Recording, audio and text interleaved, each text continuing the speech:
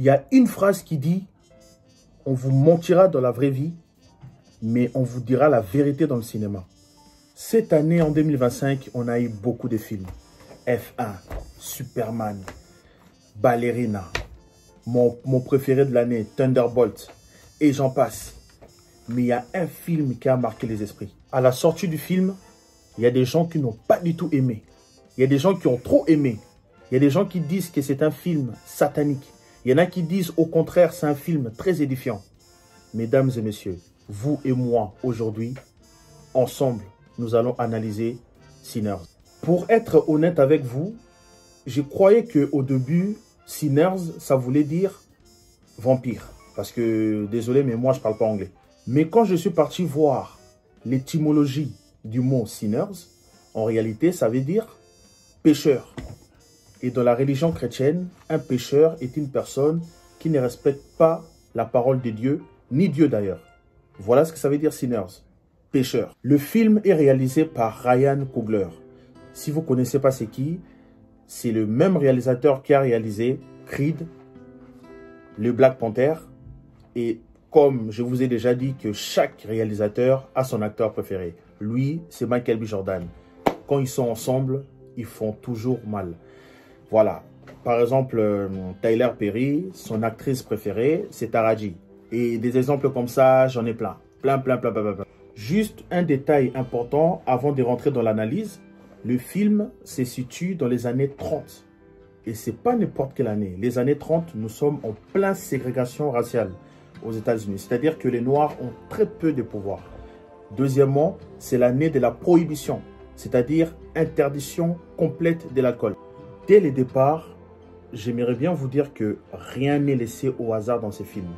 Restez concentrés, prenez votre thé, parce que, comme dirait l'autre, chaque détail compte.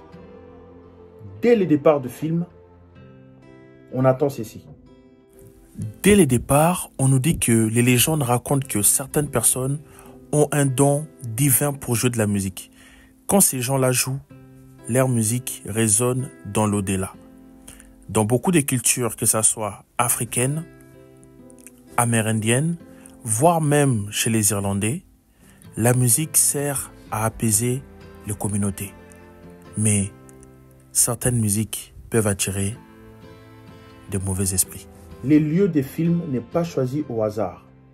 Mississippi, Clarksdale, 1930. Je vous ai déjà parlé de 1930, mais maintenant, je vais vous parler de Mississippi, notamment Clarksdale. Il faut savoir que cette ville est très importante pour la ségrégation raciale. Il y a eu des dingueries dans cette ville par rapport aux Noirs. C'est aussi une ville où il y a eu beaucoup d'artistes qui viennent de là. Rick Ross, Sam Cooke, plein d'autres. D'ailleurs, si vous voulez vraiment savoir l'importance de cette ville, de ces années-là, je vous invite à regarder Mississippi Burning. Vous allez comprendre un peu de quoi je parle. Je vous propose donc de commencer l'analyse avec moi. Une chose que très peu de gens ont remarqué, c'est que au début de ces films, on voit 2 lunes. Dans beaucoup de cultures, cela est un mauvais signe. Dans la culture babylonienne, par exemple, la présence des 2 lunes signifie que quelque chose de mal va arriver. Donc, dès le départ, on sait que tôt ou tard, quelque chose de mal va finir par se passer. Directement après cette image, on voit un personnage arriver. Il a l'air abîmé, fatigué, il boite. On a l'impression qu'il vient tout juste d'affronter un diable. Il se dirige vers une église et quand il arrive devant l'église, il a un comportement bizarre. Il hésite à rentrer pendant plusieurs moments, mais il va quand même finir par rentrer. À son entrée, il va tomber sur des enfants en train de chanter une musique gospel. Chisling light of mine, I'm gonna let it shine. Comme pour lui rappeler que il est absolument pas dans la lumière. En réalité, le pasteur qu'on voit, c'est son père. Tout le monde est choqué de le voir. Les gens se demandent, mais qu'est-ce qu'il fait là? Pourquoi il est dans cet état? Pourquoi notre frère est dans cet état? Le pasteur va appeler tout le monde à se calmer. Après avoir dit ça, le pasteur va rappeler aux gens l'importance d'arrêter des péchés. Regardez dans quel état est mon fils. C'est à cause du péché. Les fils vont avancer devant les regards choqués des gens.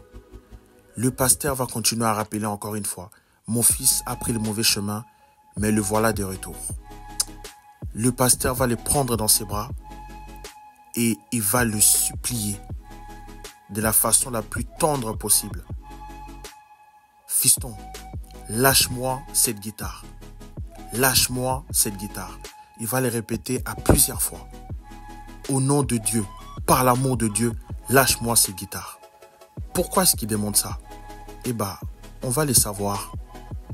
Pourquoi il demande ça en observant ce qui s'est passé la veille.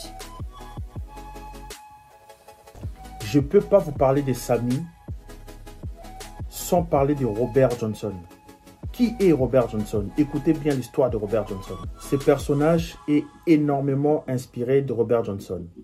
Robert Johnson était un chanteur de blues. Bon, la musique blues, si vous ne savez pas c'est quoi, c'est une musique que les esclaves noirs chantaient pour oublier leur malheur, oublier leur douleur. Donc, c'est une musique qui vient de la souffrance. Par la suite, elle s'est diversifiée. Ça parlait plus vraiment de souffrance, ça pouvait parler d'amour, ça pouvait parler de plein de choses. Eh bien, Robert Johnson est une légende de cette musique. Mais son histoire va vous laisser pantois. Il est né en 1911 et il est mort en 1938. C'est très court. Mais pourquoi c'est aussi court? Nous sommes dans les Mississippi, là où Robert Johnson est né. Je vous ai dit, la ville n'est pas choisie au hasard. Robert Johnson est un vrai passionné de la musique blues. Mais le problème est qu'il est nul. Mais il était nul, éclaté au sol. Il sait tellement pas jouer que quand il joue, les gens lui disaient « Arrête de jouer, t'es trop nul. Hein? What the fuck, man? T'es trop nul. Arrête de jouer. Laisse ça. » Fait du bruit tellement c'était claqué au sol. Claqué? Claqué au sol. Mais Robert Johnson en avait rien à faire. Il continue à jouer. Il continue à jouer. Il continue à jouer. Et puis un jour, il disparaît. Du coup, tout le monde se demande où est passé les mecs nuls là, les mecs qui ne savaient pas jouer là. Il est passé où? On veut le revoir. Enfin, il est passé où les mecs qui ne savaient pas jouer là, qui ne savaient pas chanter? Où est-ce qu'il est passé? Et puis, du jour au lendemain, Robert Johnson apparaît dans la ville. Il sait chanter, il sait jouer de la guitare et il les fait bien. Il les fait tellement bien que même encore aujourd'hui, il inspire encore certains artistes. Du coup, on lui demande, mais Robert Johnson, toi, tu ne savais pas jouer. D'où tu as appris à jouer? Robert Johnson va les regarder droit dans les yeux. Les amis, c'est une histoire vraie. J'invente rien du tout. Je fais que raconter. Robert Johnson va les regarder droit dans les yeux, comme je vous regarde, et va leur dire, c'est les diables qui m'ont appris à jouer. Quelques temps plus tard, Robert Johnson va mourir de façon mystérieuse, à l'âge de 27 ans. D'où le Club des 27.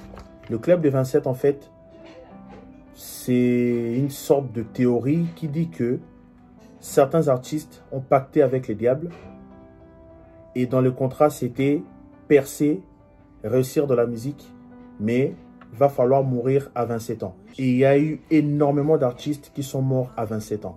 Beaucoup disent que les premiers parmi eux, les premiers de ces clubs de 27, c'était Robert Johnson. C'était une grosse parenthèse. Continuons l'analyse. Comme vous l'aurez compris, nous sommes à Clarksdale, une ville de l'État de Mississippi. Et là, nous avons deux personnages très importants pour l'histoire qui vont débarquer. Juste après, nous allons voir deux nouveaux personnages arriver, Smoke et Stack. Ce sont les cousins de Samy. Ce sont deux grands bandits de grands chemins. En fait, ils ont grandi à Clarksdale, mais ils ont dû quitter Clarksdale pour aller faire du banditisme ailleurs, à Chicago. Ils se sont bien enrichis là-bas et du jour au lendemain, ils sont revenus dans leur ville. Nos deux frères jumeaux, Smoke et Stack, sont de retour pour faire des affaires. Nos deux frères jumeaux ont rendez-vous avec un certain Hogwood, justement pour acheter cette propriété pour en faire un bar pour des noirs.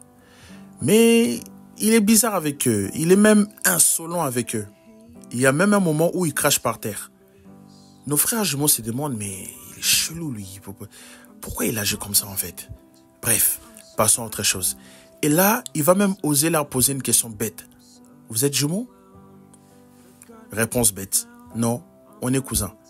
Mais plus tard, on remarquera que nos frères jumeaux sont très malins car ils ont fait des recherches sur lui. Ils lui ont dit, et si vous et vos copains du Ku Klux Klan c'est un groupe suprémaciste et raciste qui tuait des noirs à l'époque, entrez sur notre propriété. Donc si vous et vos potes du Ku Klux Klan entrez sur notre propriété, on vous tuera illico. Évidemment, face à l'argent, l'homme nie tout. Les Ku Klux Klan n'existent plus. Il est en train de mentir, évidemment. Mais on reviendra sur cet homme plus tard. Parce que, retenez bien sa tête. Nos deux frères jumeaux sont des retours. Voilà, ce sont deux vrais bandits qui sont partis faire des bêtises ailleurs. Ils ont eu assez d'argent. Ils sont revenus dans leur ville natale pour ouvrir une sorte de boîte de nuit, une sorte de bar. Comme ça, les noirs pourront venir danser, forniquer, boire de l'alcool à gogo pour oublier leur quotidien. Oui, car durant cette période-là, beaucoup de noirs, voire même la majorité, travaillaient dans des champs de coton, dans des conditions très difficiles. Et ils étaient presque payés, il faut le dire. Et pour y arriver, nos deux jumeaux vont devoir recruter des danseurs, ceux qui vont s'occuper de la cuisine et surtout des samis, les chanteurs, les talentueux divins. C'est lui qui, quand il joue de la musique, tout le monde est conquis, leur cousin Sami. Mais je vous rappelle que ces deux jumeaux sont deux jeunes hommes pas très fréquentables. Alors quand ils viennent chercher Sami, les pères de Sami n'est pas très d'accord. Déjà qu'il a dit à Sami, dès le départ du film, arrête de jouer dans ce genre d'endroit. Ça va te ramener que malheur. Arrête ça. Et quand il voit son fils Sami partir avec deux grands bandits, deux bandits de grand chemin, il n'est pas du tout d'accord. Mais Sami voit ça comme une opportunité de réussir dans la musique, son rêve. Alors, il va foncer tout droit et il va aller avec eux. Avant d'aller plus loin, on doit faire quand même une sorte d'analyse de personnalité de nos deux frères jumeaux.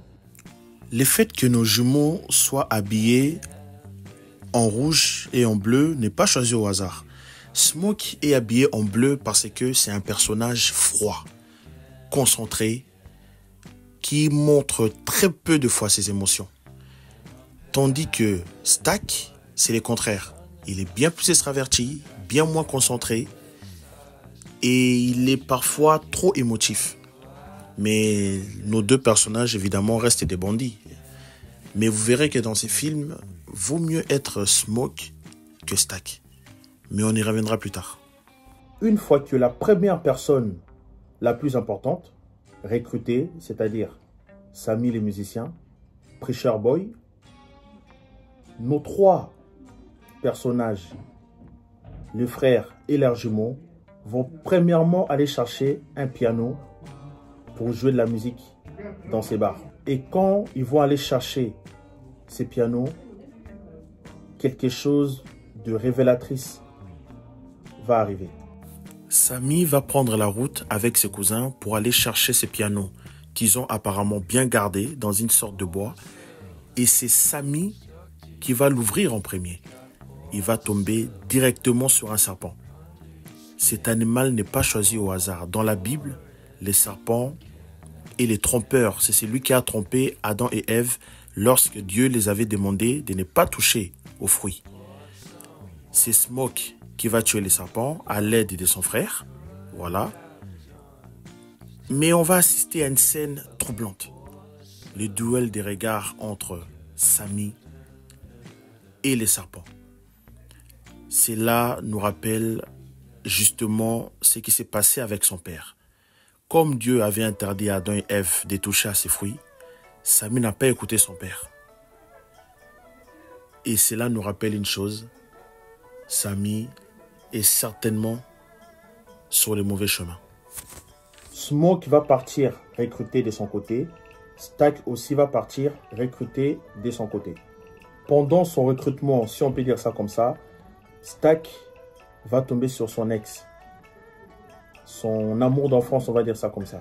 Avec qui ça s'est mal passé pour diverses raisons. Une femme métisse.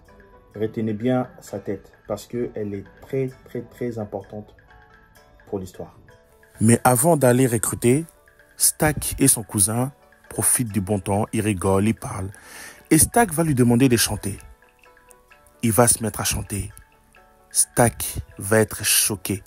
Il va se rendre compte à quel point Preacher Boy est talentueux et qu'il a un talent divin. Stack est complètement perturbé. Il a même du mal à conduire. Il est choqué du talent du petit. D'un coup, il va se mettre à crier et à se dire « On va faire rentrer du pognon, on va devenir riche ». Toujours durant sa conquête, Stack va approcher un ancien musicien de blues, très connu chez les Noirs, mais malheureusement, il est un peu en retraite. Il est déprimé, il va pas bien, et après plusieurs négociations avec Stack, ils vont réussir à les convaincre grâce à l'argent et l'alcool. Il va même se donner un spectacle avec Sammy qui va attirer de nombreux Noirs. Et évidemment, Stack va sauter sur l'occasion pour tous les inviter à rejoindre la soirée. Voilà. Et ils vont tous venir.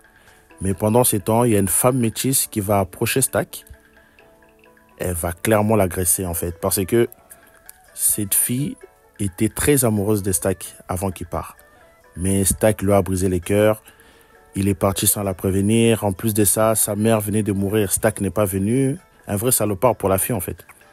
Mais Stack lui promet de lui garder quand même une place pour les concerts. Voilà. Comme vous l'aurez compris, elle est énervée contre Stack. Mais bon, elle a l'air de comprendre du fait que Stack c'est un toxic boy et que c'est comme ça. Mais on y reviendra plus tard sur la relation. Cette fois-ci, direction les champs de coton, accompagné de son nouveau musicien, évidemment avec Sammy derrière, son cousin. Et là, ils vont aller vers un certain Cornbread, un pote de Stack. Ça fait longtemps qu'ils se sont vus. Voilà pourquoi Cornbread lui dit « Stack ». Il est choqué de les voir en fait. Stack descend de sa voiture. Il dit à Cornbread et à sa femme « Je vous l'emprunte, on doit parler affaires ». Mais Cornbread, pas le temps pour tes magouilles, Stack, parce que tout le monde connaît les jumeaux. Et là, Stack va mal le parler. Voilà, il va mal le prendre. Cornbread, pas content, il lui dit « Ma femme est présente, un peu de respect ». Stack, il n'en a rien à faire. Il lui parle encore mal. Et là, Cornbread veut les taper. Et d'un coup, sa femme demande à Stack « Vous les paierez combien ?» Cornbread est choqué, il se dit « Mais oh !» Stack montre de l'argent en disant « Voilà une bonne épouse. Allez, Cornbread, monte. » Et là, Stack va dire à sa femme « On va revenir. » Cette scène, elle est incroyable.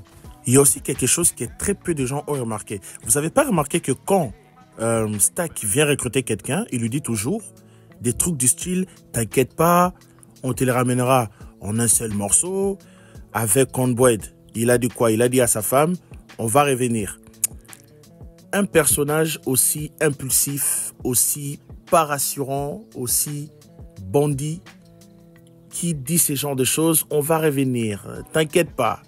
Et bah moi honnêtement, quand j'ai vu ça, je me suis dit, il y a quelque chose de pas bon dans tout ça. On va maintenant s'intéresser à l'aventure de Smoke, qui va aller recruter une certaine Annie, avec qui il a une relation amoureuse plutôt sérieuse. Ils ont même perdu un bébé, malheureusement. Mais Annie connaît Smoke. Il sait comment il est, lui et son frère. Donc, elle n'est pas très intéressée à l'idée d'aller avec lui dans cette aventure-là. Il est venu la chercher pour qu'elle fasse à manger dans ces bars-là. Ils vont même se disputer pendant un moment, après une conversation très personnelle. Mais Smoke, il va réussir à la convaincre. Et elle aussi, elle va rejoindre l'aventure. Toujours Smoke, cette fois-ci, il va aller recruter un certain Shaw. C'est son pote. Ça fait longtemps qu'ils ne se sont pas vus. Voilà la raison pour laquelle, dès qu'ils se voient, ils se font un gros câlin.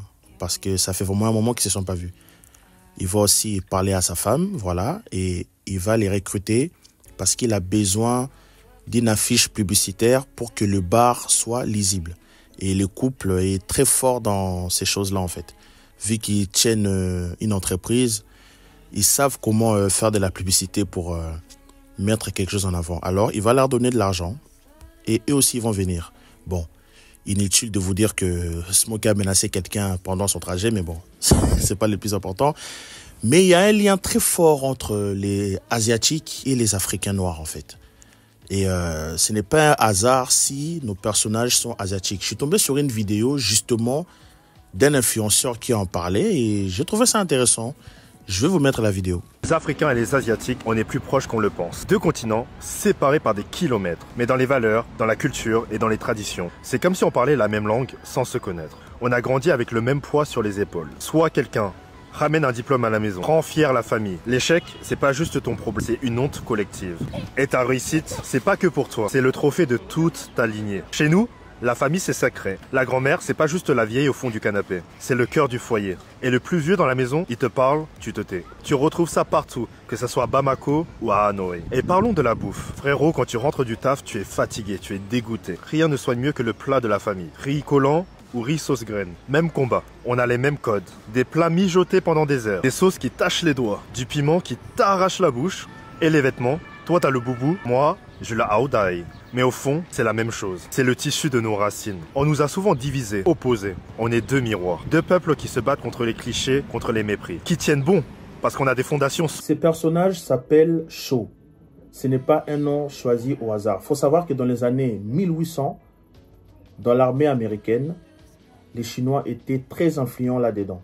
Par leur nourriture, leur culture et même par leur présence. Alors, de façon affectueuse, les soldats américains appelaient les Chinois Shou. À rappeler que Sami et les jumeaux ont eu des éducations complètement différentes. Sami a été éduqué par un homme, un pasteur respecté de tous, alors que nos deux frères jumeaux ont été éduqués par un père dit diabolique, entre guillemets, qui se comportait mal, qui les abattait. Il les abattait tellement que Smoke l'a tué. Voilà l'histoire de nos frères jumeaux. Tout le monde est enfin réuni, c'est le moment d'y aller. On voit ici Delta Slim, Stack, Cornbread, Sami.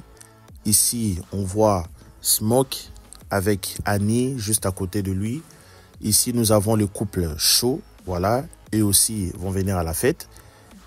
Ils vont même dire au revoir à leur fille, qui elle va rester, voilà. J'imagine qu'elle est trop jeune pour ces genres de soirées, et tant mieux. Et il y a aussi le public, voilà. Toutes ces personnes vont venir. Ils vont même ramener aussi d'autres personnes. Donc ça s'annonce d'être une vraie soirée complètement réussie.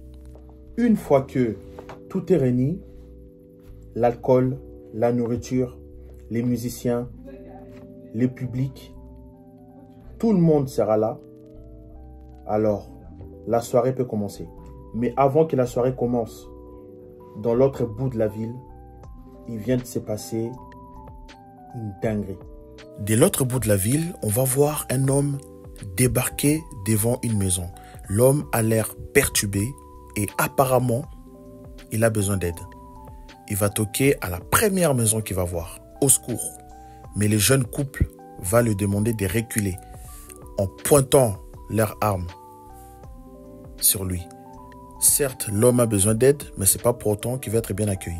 L'homme va répondre en disant « J'ai été naïf. Ils ont essayé de me tuer. » Les jeunes couples se demandent « Mais de quoi ils parlent? Quoi? Qui ça ?» L'homme va répondre « Des Choctaws. C'est un peuple amérindien. » Voilà, je ne sais pas si j'ai bien prononcé, mais en tout cas, c'est un peuple amérindien. Et là, de façon très raciste, le couple va lui dire « Mais ici, il n'y a pas d'Indiens, c'est plus un endroit de Noirs. » Il va répondre « Seigneur. » Il va essayer d'avoir l'air pitié. Il va dire « Seigneur. » Il va ensuite se mettre à genoux. Et là, il va dire « Je suis qu'un lâche. » Mais malin qu'il est, il va voir que dans leur salon, il y a l'air tenue du Ku Klux Klan. Le couple fait partie du Ku Klux Klan, un groupe très raciste qui déteste tout ce qui n'est pas blanc. Ce sont des vrais criminels, toujours présents aujourd'hui, mais ils sont largement moins nombreux. Et là, il va s'adapter à leur façon de parler pour gagner leur confiance. Et en plus de ça, il a de l'or sur lui. Le couple va craquer et va les laisser rentrer chez eux. Plus tard, nous avons effectivement un groupe d'Amérindiens qui vont arriver. Leur chef, de façon très polie, va dire « Bonsoir madame, avez-vous vu quelqu'un ?» Non, la dame va répondre en pointant l'arme sur la personne à cause de ses idées racistes. Nous pourcevons quelqu'un de très dangereux. Il est peut-être venu par ici. Méfiez-vous des apparences. Il va même rajouter « J'espère que vous ne l'avez pas invité. » La dame, toujours pas de réponse. Elle veut rien savoir. Et là, son compatriote va dire « Let's go, on doit aller. » Il commence à se faire nuit. On doit aller. L'homme ne va pas insister. Il va dire à la dame « Puisse les seigneurs veiller sur vous. » Voilà. Il va tourner les doigts à la dame et il va prendre la décision de partir. La dame va rentrer à la maison. Elle a l'air soulagée, contente. Elle s'empresse de dire à son mari, les Indiens sont répartis. Mais malheureusement, elle va se rendre compte que l'homme qu'elle a laissé rentrer n'est pas un humain. C'est en réalité un vampire qui, à son tour, a croqué son mari, qui est aussi devenu vampire. La dame s'est mise à crier, mais c'est trop tard. C'est trop tard. Elle va aussi à son tour devenir un vampire. Avant d'aller plus loin, je dois vous rappeler les 5 règles d'un vampire. Un vampire est un personnage maléfique, premièrement. Deuxièmement, il n'a pas droit de rentrer chez vous si vous ne l'invitez pas à rentrer. Troisièmement, un vampire ne supporte pas l'odeur de l'ail. Pourquoi? Je n'en sais rien, mais c'est comme ça. Quatrièmement, un vampire ne supporte pas la lumière du jour. C'est pour ça que les vampires, ils vivent que la nuit. Et des 5, ils ont peur d'une croix.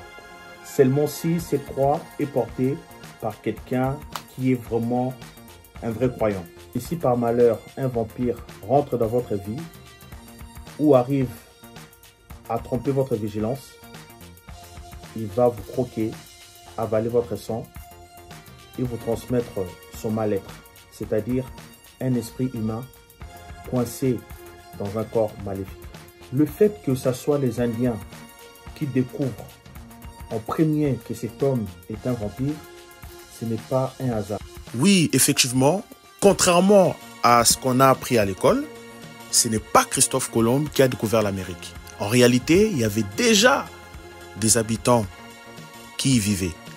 Ce sont les Amérindiens. Donc, cette scène nous rappelle juste que, peu importe ce qui s'est passé en Amérique, en bien ou en mal, les Amérindiens étaient là avant tout le monde. Voilà pourquoi dans ces films, les premières personnes à découvrir qu'il y a des vampires qui sont là parmi nous, eh ben, ce sont eux. C'est une sorte d'hommage, un message pour dire qu'ils étaient là bien avant tout le monde, dans le nouveau continent. Je ne sais pas si vous avez remarqué, mais lorsque les Amérindiens prennent la décision de laisser la femme tranquille et de partir, il y a des vautours sur cette maison. Et ça n'est pas aussi un hasard, parce qu'en fait, les vautours ont une particularité. Ils aiment manger des cadavres. Voilà. Donc, le fait qu'il y ait ici des vautours sur le toit de la maison, cela veut dire tout simplement que la vraie nature de notre couple va mourir et vont devenir les vampires. Voilà pourquoi les vautours, ayant senti cela, ils se sont posés sur les toits et ils ne sont pas partis. En réalité, ils symbolisaient la mort de nos personnages. Le message ici est très clair. Le mal se transmet. Pendant que d'autres deviennent des vampires, ici la fête peut commencer. On voit ici Grace Shaw en train d'installer le nom de l'enseigne, du bar en fait, pour que ça soit visible de loin. On voit ici des gens rentrer, c'est la grande fête. Samy est heureux, il va enfin jouer devant plusieurs personnes et réaliser son rêve. On a les deux jumeaux qui sont heureux aussi. Bon, Stack toujours dans l'euphorie, toujours dans, voilà, de la démonstration. Alors que Smoke derrière, vous voyez, plus concentré, plus observateur. Les rouges et les bleus, quoi. Annie est en train de nous faire à manger. On aime bien. Il y a aussi des bêtises. Hein. Regardez, l'autre est en train de goûter enfant d'autrui. Hein. Samy, il couche avec une femme mariée. Bah, dans tous les cas, les films s'appellent Sinners. Ça veut dire pécheur. Donc, on était prévenus dès le départ. Ici, on a carrément Marie et Stack qui se sont réconciliés. Voilà. Incroyable. En fait, tout se passe bien, en fait. On a le vieux Delta Slim plus vivant que jamais. Hein. Mais, quand Samy, Preacher Boy, commence à jouer de la musique, à chanter avec sa guitare, on sait qu'il a un don divin. Tout le monde s'est mis à danser. Les gens ont l'air d'être ailleurs. Et cette scène va nous offrir des moments incroyables. On va voir vraiment toute la culture, toute la musique africaine s'est mélangée ici, en fait. Ici, je reconnais Jimi Hendrix. Ici, j'ai reconnu le côté un peu DJ des années 90. Vraiment, quand Preacher Boy joue, c'est toutes les générations qui sont convoquées, en fait, sur cette scène. Tout est mélangé, en fait. On a ici vraiment la musique africaine, ancestrale, vraiment, voilà, naturelle. Ici, on peut reconnaître les gars des années 2000. On a même la culture asiatique, voilà, notamment chinoise. Ici, on a un danseur des années 90. Vraiment, Preacher Boy, il fait bouger toutes les cultures possibles. Ici, on a une fille en train de twerker. Voilà, ça, c'est notre génération. Mais malheureusement, en utilisant son don divin dans un endroit aussi pécheur, Samy, sans le savoir, est en train d'attirer les mauvais esprits. Ces esprits-là veulent absolument rentrer dans cette soirée pour en faire des vampires, tout simplement. Mais quelle technique vont-ils utiliser cette fois-ci pour rentrer dans cet endroit? On verra ça tout de suite. Donc, vous l'aurez compris, c'est la grande fête. Samy chante. Il déchire le voile de plaisir, comme on dit.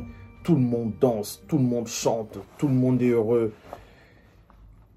Et nos vampires vont être attirés par la musique de Samy, surtout Rémic, le premier vampire. Il va être attiré par sa musique et il veut en découdre avec Samy. Mais pour ça, il va falloir rentrer. Mais par quelle technique il va essayer de rentrer? Nos vampires vont donc se rapprocher du bar. Ils sont plus propres, plus présentables. Voilà, prêts à séduire les personnes en face pour rentrer dans le bar et faire ce qu'ils ont à faire.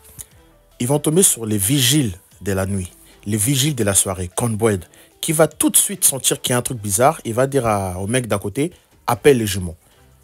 Une conversation va commencer. On est musicien, on est venu à pied. Vous permettez qu'on rentre? N'oubliez pas une des règles des vampires, ils ne rentrent pas sans autorisation. Eh bien, Conboyd va refuser, ce n'est pas un endroit pour vous. Pendant ce temps, Samy a fini de prendre du beau temps. Et les jumeaux vont arriver, Smoke va prendre la parole. Ils vont dire à Smoke, vous devez être les patrons du club. Exact. Et vous êtes? C'est Smoke qui demande. Qui sont-ils, justement? Je m'appelle Rémic. Voici Johan et Bert. Voilà, ils se présentent vraiment comme des personnes normales. Tout va bien, Stack? Ça, c'est la voix de Samy. Et directement, Rémic, le premier vampire, va reconnaître cette voix. Vous devez être cette voix que j'ai entendue. Et il dit ça avec admiration. Samy ne comprend pas trop ce qui se passe. Une voix sacrément belle. Bert dit, même à travers le mur. Ça, c'est Johan. Vous êtes de Ku Klux Klan? Demande Spock. Ils vont répondre, nous croyons en l'égalité. Ça, c'est la première tentative pour rentrer. Parler d'égalité. Voyant que ça ne marche pas très bien, ils vont entamer avec la deuxième tentative. Ils vont commencer à jouer de la musique. Ils sont plutôt pas mal. Ils chantent plutôt bien. Ils bougent plutôt bien. Ils vont même réussir à séduire un peu Stack, qui va kiffer. Il kiffe clairement la musique. Conboyd aussi, il kiffe. Pas mal pour des blancs. Par contre, Annie et Marie sont pas très convaincus. Alors, voyant que ça ne marchait pas, ils vont tenter avec l'argent. On a de l'argent à dépenser. Mais on a été bon et on n'est pas les bienvenus. Ça marche toujours pas, en fait. Smoke va même l'air dégager. Faites demi-tour et retournez en ville. Voilà, il est clair là-dessus. Il verra savoir. Il y a plein de cabarets pour blancs. Et là, ils vont faire une dernière tentative de ouf. Et elle, alors, en parlant de Marie, la métisse. Voilà pourquoi je vous avais dit qu'elle est très importante dans l'histoire. Mais Annie va dire, non, non, elle fait partie de la famille. Nos personnages noirs ont réussi à dégager les vampires. Mais au sein du bar, il y a beaucoup de problèmes qui commencent à se faire ressentir. L'argent. La plupart des invités n'ont pas assez d'argent pour payer tout ce qu'ils consomment. Et ça commence à déranger. Ça dérange tellement que Smoke dit à son frère jumeau que si ça continue comme ça, non seulement ils seront endettés, mais en plus de ça, ils vont vite faire faillite. Alors, à cause de manque d'argent, Stack et Marie vont décider d'approcher les vampires en toute discrétion évidemment pour avoir de l'argent et pourquoi pas les laisser rentrer. Et c'est une femme métisse qui va aller. Et ce n'est pas choisi au hasard. Les métisses sont souvent situés entre les blancs et les noirs. Quand ils vont chez les noirs, on leur dit « vous êtes trop clair ». Quand ils vont chez les blancs, on leur dit « non mais vous êtes noirs ». Donc, pendant plusieurs années, plusieurs siècles, même encore aujourd'hui, les métisses se retrouvent souvent entre les deux cultures. Et c'est pas facile. D'ailleurs, quand Samy aperçoit Marie, elle part d'elle comme une blanche. Et une blanche t'observe. Elle dit ça à Stack. Et quand Marie arrive devant le bar, bah, elle est accueillie comme une inconnue. Excusez-moi, madame, vous êtes au bon endroit? Et Marie, elle va répondre. Elle va répondre en disant, très bonne question, Cornbread. Et là, Cornbread va lui faire un gros câlin. Il va se rendre compte que c'est la petite Marie avec qui il a grandi, en fait. Voilà, ça montre bien la complexité d'être métisse chez les Noirs ou même chez les Blancs, en fait, finalement. Comme dans ces films, nous sommes dans des périodes très difficiles entre deux races, alors c'est une métisse qui se situe entre les deux cultures va approcher nos vampires. Marie, toujours amoureuse de Stack, va aller vers les inconnus pour récolter de l'argent pour aider son mec, enfin son amour, enfin je sais même pas comment l'appeler, à avoir de l'argent, assez d'argent pour son entreprise. Stack va même lui donner un pistolet au cas où il y a danger. Une fois Marie dehors, elle va trouver nos vampires en train de chanter. Bon, elle ne sait pas qui sont vampires malheureusement, mais elle les approche pour l'argent. Ils chantent en groupe. Et Marie aime bien, elle aime assez. Elle applaudit carrément, voilà. Elle a kiffé la musique, alors elle applaudit. Mais elle n'est pas là pour ça. Elle va leur dire, je venais voir si vous étiez des gens bien. Voilà. Qu'est-ce qu'eux ils vont répondre? C'est les cas, bien sûr. Voilà, ils sont en train de la mettre à l'aise pour bien la croquer plus tard. Bref, elle vient, elle s'assoit et vous avez de l'argent.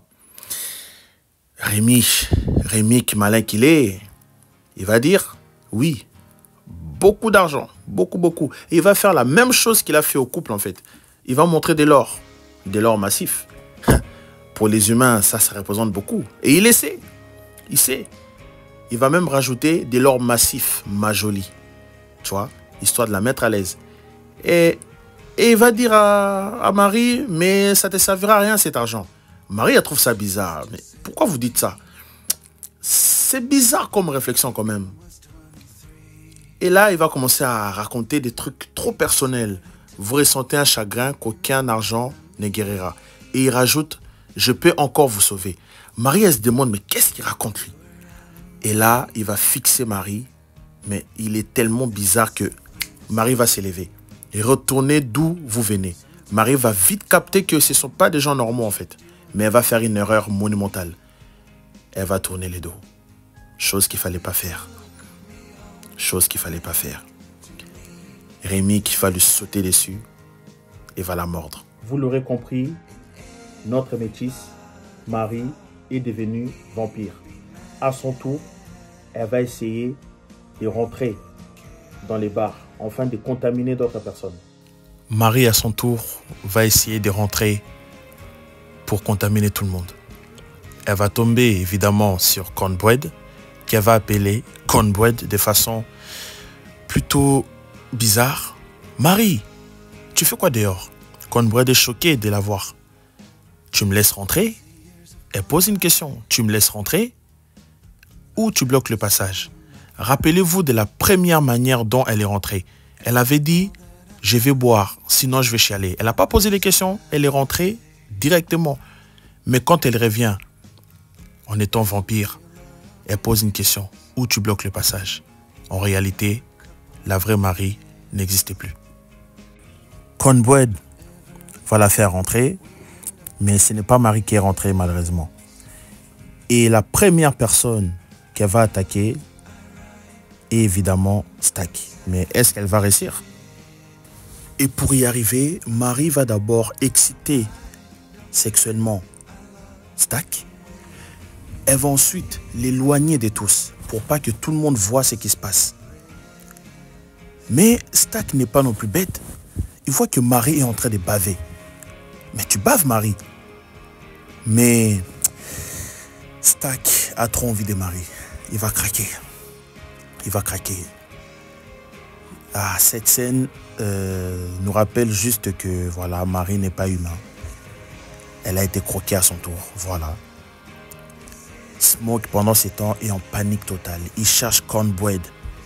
Il cherche aussi Stack surtout. Et il va ouvrir une porte. Il va tomber sur une scène incroyable, les gars. Incroyable. Avec Samy derrière. Stack est en train d'agoniser. Qu'est-ce qui se passe? Qu'est-ce qui lui est arrivé? Et là, on voit Marie à côté. On comprend vite que c'est Marie.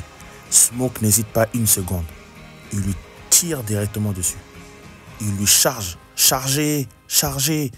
Mais Marie, elle ressent rien. Au contraire, elle ose même dire, on va tous vous tuer jusqu'au dernier. Le message est clair. Marie prend la fuite. Mais avant de partir, Marie va encore laisser un autre message encore très inquiétant. Qu'est-ce qu'elle va dire? Elle va dire, je reviens Slim. On va s'amuser ce soir. C'est la panique totale. Très peu de gens sont au courant qu'il y a des vampires qui sont dehors. Tout le monde est paniqué. Mais tout le monde n'est pas au courant. Et là, la première erreur va être commise. Le peu de personnes qui sont au courant qu'il y a des vampires ne vont pas informer les autres directement. Ils vont même leur dire, rentrez chez vous. Rentrez chez vous, la fête est finie. Rentrons, va chercher la voiture. Très bien. Tout le monde va sortir sans savoir qu'il y a des vampires dehors. Ce qui veut dire que, à cause de cette imprudence, il y aura bien plus de vampires que des humains normaux. Ça a été une erreur monumentale. Vraiment monumentale. Et de façon évidente, c'est notre frère jumeau, imprudent, qui sera touché par Marie. Tout le monde sait qu'il y a des vampires dehors. On doit chercher une stratégie pour réussir à s'en sortir sans que le peu de personnages qui sont encore en train de résister à ça ne soient pas infectés. Mais il y a un personnage très important de l'histoire qui va revenir. Mais il n'est plus comme avant. Cornbread revient. Il revient et il a un comportement bizarre. Il essaie de rentrer en demandant une permission. Annie va vite capter les jeux. Pourquoi tu lui demandes? Depuis quand Cornbread demande une autorisation pour rentrer alors qu'il est vigile? Pourquoi il te faut une invitation? C'est quand même bizarre pour un vigile de demander l'autorisation de rentrer. C'est très bizarre comme comportement. Et là, Annie va lui demander d'avouer. Vas-y, avoue. Avoue-le maintenant. Cornbread va répondre, quoi donc? Avouer quoi? Il fait semblant clairement. Il fait les mecs qui ne comprennent pas ce qui se passe. Un bon vampire quoi. Qui était mort. Qui était mort et que tu as été croqué, tu es devenu un vampire. Cornbread ignore la conversation. Il veut son argent. Smoke lui avait promis de l'argent, alors il veut son argent. Il faut lui donner son argent. Et quand Smoke va essayer de lui donner de l'argent, Cornbread va se jeter sur lui pour le croquer à son tour. Mais Smoke, trop prudent, ça ne va pas marcher. Il va tirer sur Cornbread. Il ne meurt pas, mais ils ont eu chaud. Ils ont réussi à se débarrasser de leur ancien pote qui est devenu vampire. Maintenant, il faut barricader la maison. Il faut tout fermer, les portes, les fenêtres, et trouver une stratégie pour sortir de là. Parce que désormais, il y a plus de vampires que de non contaminés. Parce que oui, comme j'ai dit tout à l'heure, c'était très imprudent de laisser partir tout le monde comme ça alors qu'il y a des vampires qui traînaient dehors. Dehors, c'est la fête des vampires. À l'intérieur, c'est la grande panique. Vous vous demandez pourquoi les vampires ne rentrent pas directement. Comme je vous ai dit, ils n'ont pas droit de rentrer chez vous si vous ne l'invitez pas. En général, ça fonctionne comme ça avec le mal. Le mal n'a pas droit de rentrer dans vos vies. Si le mal rentre dans ta vie, c'est que tu l'as invité par ta façon de parler, de penser ou même de se comporter, ou même les personnes avec qui tu traînes. Nos vampires sont dehors parce que personne ne les a invités. Mais malheureusement, ils y seront invités. Nos résidents subissent une pression incroyable, autant de l'intérieur, avec leurs propres connaissances, leurs maris, leurs amis, mais aussi de l'intérieur avec Stack, qui a essayé de croquer son frère, de croquer Samy surtout, mais cela n'a pas marché. Car ils sont équipés et ils ont réussi à se battre contre lui. Mais on a un personnage qui est à 2 doigts de craquer. Elle pense à sa fille, elle pense au chantage du vampire. Les autres essaient de la calmer, mais elle n'arrive plus à se contrôler malheureusement. Elle va mordre Smoke et elle va dire une dinguerie. Venez, venez, on est prêt. Du coup, ils n'ont pas le choix. Ils sont bien obligés de se préparer. Les vampires vont entrer et là, ça va être la guerre totale. Ça va être une bagarre, mais vraiment générale. Même nos jumeaux vont se battre l'un contre l'autre. Toujours bon de rappeler que si Samy avait écouté son père, ces vampires n'allaient jamais venir dans ces bars. D'ailleurs, notre vampire nous les rappelle. La confrontation entre Samy et Rémique va donner naissance à une scène très troublante. Samy se met à réciter « Notre Père qui est aux cieux », mais ça ne marche pas avec les vampires, parce que lui aussi, il connaît la parole de Dieu. Et il lui les rappelle, lui et les autres vampires. Le message ici est clair. Le malin aussi connaît la parole de Dieu, autant que vous, peut-être même plus que vous. Mais la chose qui va faire la différence entre vous deux, ça sera dans vos actes. Lui se comportera toujours comme le diable, mais vous, vous avez l'occasion de vous distinguer. Chose que Samy n'a pas fait. Mais grâce à la force mentale de Smoke, à sa force physique, il va réussir à aider Samy et se débarrasser de façon définitive de Rémique, qui va mourir grâce à Samy et surtout grâce à la lumière du jour, car nos personnages ont assez résisté jusqu'au jour. Il y a aussi un autre moyen de tuer ces vampires, c'est de les implanter quelque chose en plein dans le cœur, comme pour nous rappeler que ils sont peut-être vampires, mais il y a toujours cette humanité en eux. Et pour libérer cette humanité-là, il faut toucher les cœurs. Le bilan est très triste. Les seuls survivants de cette soirée, c'est Smoke et Samy. Mais c'est pas fini. À la fin de cette soirée traumatisante, Samy va prendre son chemin. Smoke aussi va prendre son chemin. Mais Smoke a un dernier détail à régler. Il y a quelque chose que je ne vous ai pas dit. Durant la tentative d'essayer d'entrer dans ces bars, Rémique a dit à Smoke que les propriétaires de cet endroit allaient venir les tuer tous les lendemain matin. Donc, ils ont acheté leur mort en fait. Parce que les gars qui les a fait acheter cette entreprise voulaient revenir avec tous ses amis Ku Klux Klan pour les tuer. Dans tous les cas, ils ont passé une soirée horrible. Mais même si la soirée s'était bien passée, ils allaient aussi passer une matinée horrible. C'est vraiment pour nous rappeler les quotidiens difficiles des Noirs pendant ces années-là. Que ce soit la nuit ou les jours, et bah c'est chaud. Alors c'est la raison pour laquelle Smoke va régler un tout dernier détail avant de prendre sa route. Smoke, ayant appris cette information de la part des Remix, les vampires, il va attendre sagement nos Ku Klux Klan qui pensent qu'ils vont tuer un band de haine, voilà, pour ne pas dire le mot exact. Il va les accueillir bien comme il faut, voilà. Vite fait, bien fait, simple et efficace. Voilà, donc il s'attendait à tuer tout le monde, mais quelqu'un les a balancés. Quant à Samy, lui, il va retourner vers son père, vers l'église. Voilà, parce qu'il se rend compte que son père avait raison. Alors, il va y retourner. Voilà la raison pour laquelle le film a commencé par la scène de la fin. Afin de nous expliquer pourquoi il revient. Eh bien, on sait pourquoi il revient à l'église maintenant. Mais malheureusement, le père de Samy va rejeter son fils. L'église va les rejeter. Soit tu choisis l'église, soit tu choisis la musique. Passionné par sa musique, par sa guitare, Samy va quitter l'église et va devenir plus tard un gros musicien reconnu. Samy est devenu une star à Chicago. C'est exactement ce qu'il rêvait. Être une star, jouer devant un public et gagner son argent grâce à sa passion.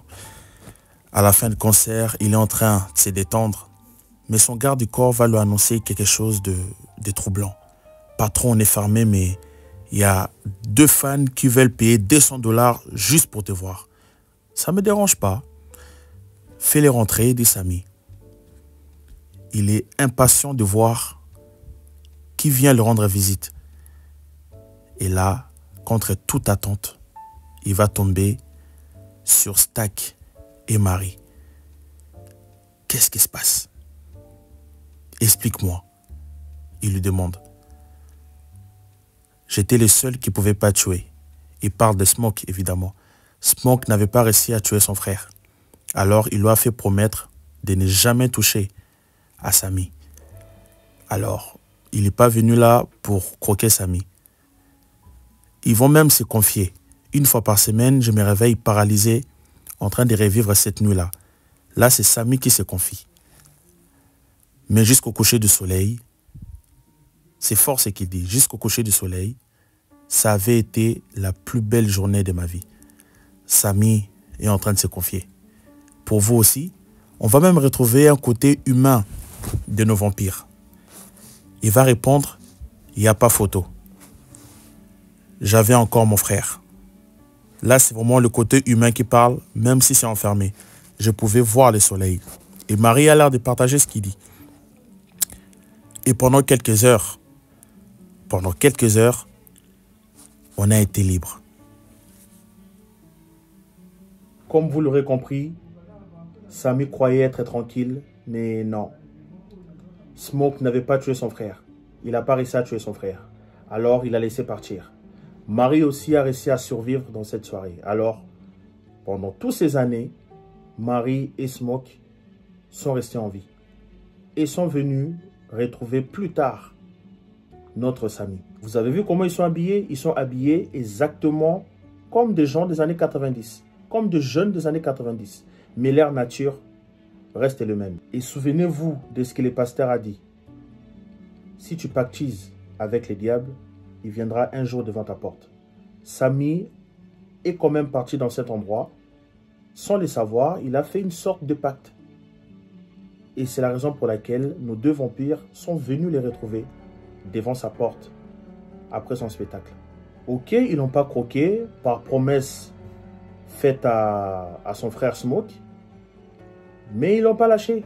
Ils savent où il joue. Ils l'ont bien dit qu'ils écoutaient carrément sa musique depuis toutes ces années. Ils l'ont pas lâché finalement. Ils sont encore avec lui. Le père avait raison.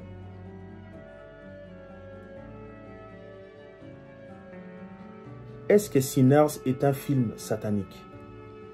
Je ne sais pas si vous vous rendez compte que le seul personnage respectable, sérieux, admirable dans ces films, c'est un pasteur. Tous les autres, c'est des pécheurs.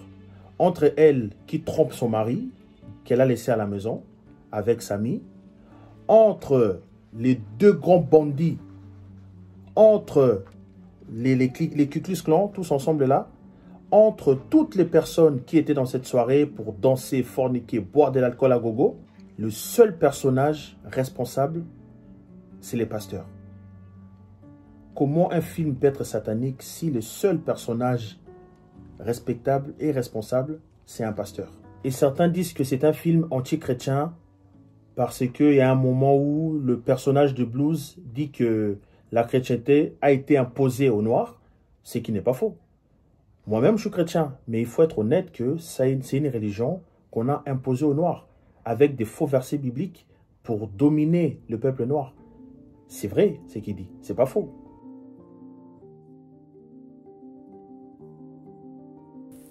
Beaucoup de personnes pensent que Sinners est un film anti-blanc parce que on nous parle beaucoup des Ku Klux Klan et que le peu de personnages blancs qu'on a vus dans le film étaient tous des méchants. Même notre jeune couple, voilà, ils font partie du Ku Klux Klan. Mais en réalité, c'est plus technique que vous croyez. Déjà, le personnage du milieu, le premier vampire, il est d'origine irlandaise, on l'apprend dans le film. Un autre peuple très opprimé déjà à l'époque-là, même avant. Donc, lui-même est victime d'un système. S'il est devenu vampire, c'est parce que quelqu'un l'a contaminé. Et nos deux couples de Ku Klux Klan, ils ne sont pas nés Ku Klux Klan. Il y a forcément un parent idiot qui les a appris tout ça en fait. Donc Sinners, ce n'est pas un film anti-chrétien, pro-spiritualité africaine, anti-blanc. C'est rien de tout ça en fait. C'est un film avec plusieurs cultures, plusieurs communautés représentées, plusieurs problématiques de la société représentées. Voilà. C'est un cocktail dont il faut en profiter et savourer. Et pas inventer des complots, des trucs bizarres. Voilà mon avis sur le sujet. Et s'il vous plaît, parlons un peu du côté musical du film, les gars. C'est incroyable. Louis Digla et sa femme, ils nous ont fait un travail musical. C'est incroyable. C'est trop. C'est trop la musique. Les musiques choisies dans ces films, c'est moi.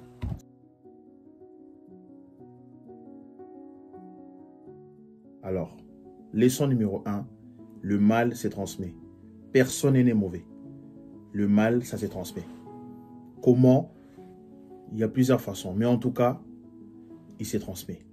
De deux, le diable n'a aucun pouvoir sur vos vies. Il n'a aucun droit, aucun pouvoir de rentrer dans vos vies. S'il rentre, c'est que vous l'avez forcément invité. Soit par ce que vous dites, soit par votre comportement, soit avec des gens que vous couchez. En tout cas, il y a forcément quelque chose qui l'a permis de rentrer. Autre leçon, c'est que les diables aussi connaissent la parole de Dieu. Si vous voulez vous différencier de lui, ça sera par vos actes, par votre comportement, par votre nature. Parce que s'il s'agit de réciter les versets, c'est la même chose. Troisième leçon, vaut mieux rester soudé, la solidarité. Parce que vous avez remarqué, quand Smoke dit aux autres noirs, sortez, bah, ils vont à gauche, à droite. Et bah voilà. Autre leçon est que parfois, bah, désolé les gars, mais il faut écouter les parents. Parfois, il faut les écouter. Faut pas oublier que ce sont des gens qui ont vécu avant nous. Donc, ils savent certaines choses. Voilà. Peut-être que le père de Samy était au courant qu'il y avait des vampires. Il était peut-être au courant, on ne sait pas, vous voyez. Et la dernière leçon, et pour moi, c'est la leçon la plus importante. Il y en a d'autres des leçons, mais on va s'arrêter là. La dernière leçon, pour moi, c'est la plus importante. Choisissez bien, les gars. Choisissez bien les genres de musique que vous écoutez, les gars. On n'écoute pas que des musiques, les mecs. On écoute les paroles, on écoute des esprits, on écoute des philosophies. On ne sait même pas qui a écrit la musique derrière, dans quel état il a écrit, le but qu'il a écrit, les gars. C'est mieux pour vous de choisir. Vous avez regardé le film. On a regardé les films ensemble. On a analysé les choses ensemble. Les gars, choisissez bien ce que vous écoutez.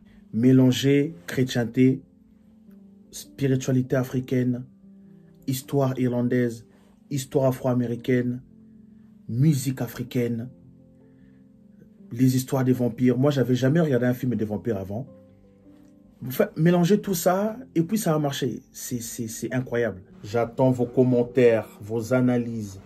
Si vous avez regardé les films, qu'est-ce que vous en pensez? Voilà, en tout cas, merci d'avoir regardé cette vidéo. Voilà, je vais juste vous demander de partager, de vous abonner et de commenter. Voilà, en tout cas, ne soyez pas des sinners, les gars. Restez concentrés. Voilà.